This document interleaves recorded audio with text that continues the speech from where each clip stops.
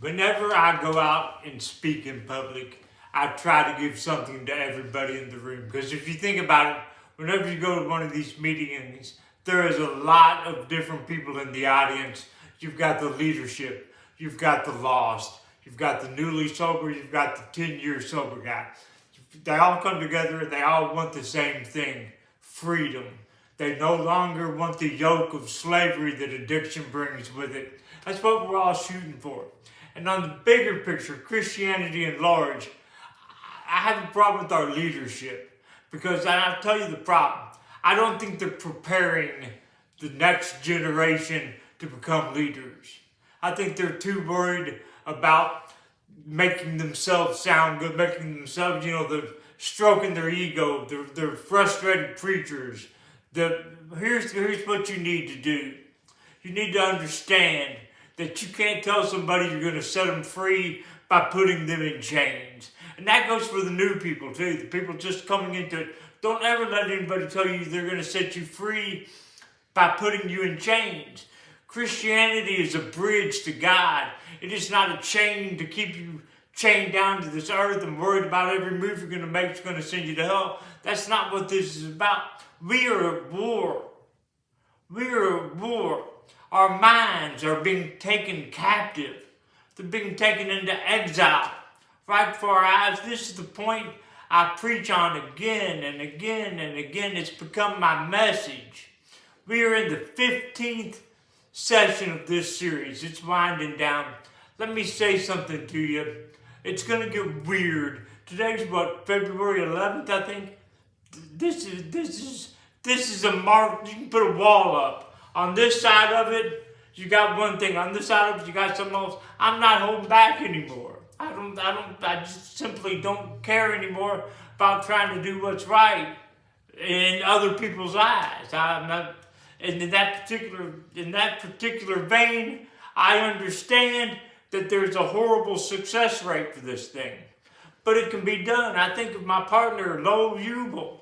He's free of it. I think of Pat Coons. He's free of it.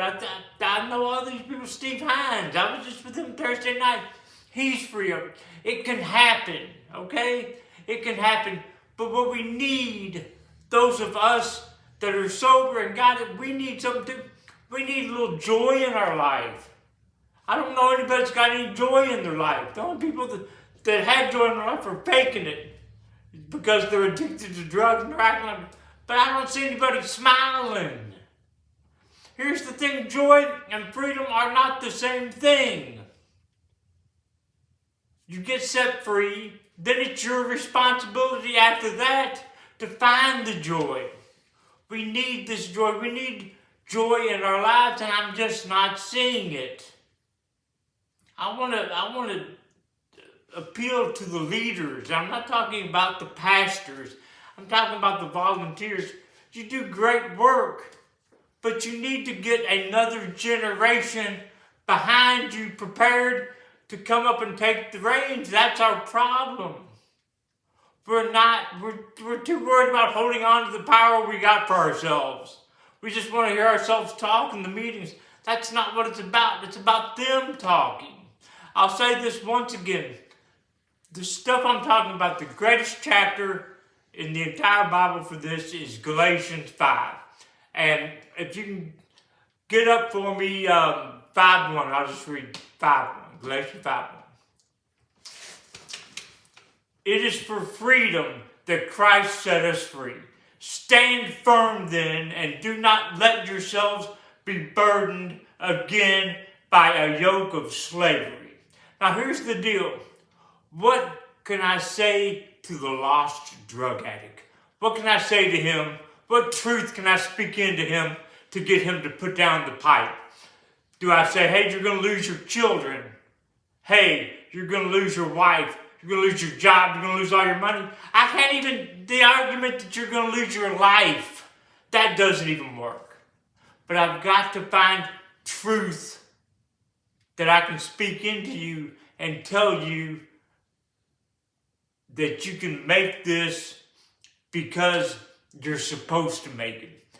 And what happened with me was I realized, hey, I'm in league with Satan. This is a war. it's a war for souls. And I'm giving myself to Satan by doing these drugs. The minute I figured that out, that by doing drugs I was honoring Satan, the minute I did that, I said, I no longer want to pay tribute to the dark side. I want to pay tribute to God Almighty, to the good. And that's where I found my joy.